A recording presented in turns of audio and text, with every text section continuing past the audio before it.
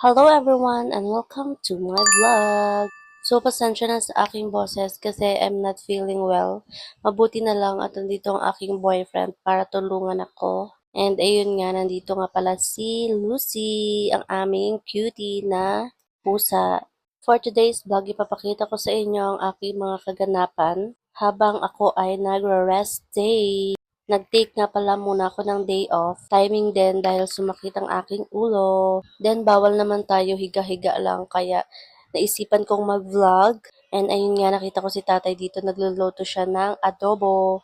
By the way guys, mahal na pala ngayon ng gasol kaya dito kami nagluto sa may labas. Then, dito naman sa loob ay nagluto kami ng pinakbit. Sobrang tahimik talaga guys ng paligid. Lalo na at wala kaming kapitbahay. So ayun nga, cook takeover by Ian.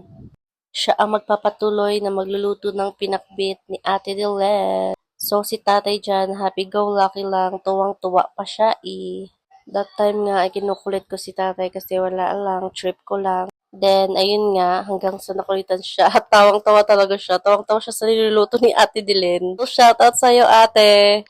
Ayun nga, mabuti na lang dito ang aking jowa Bells. May tagapagluluto ako. At may utusan ako kasi nga, ayun, sakit ang ulo ng ate nyo. And that's for today's vlog, guys. Thank you very much for watching. And see you on my next vlog. Bye-bye. Pahinga na ulit ang e-abab.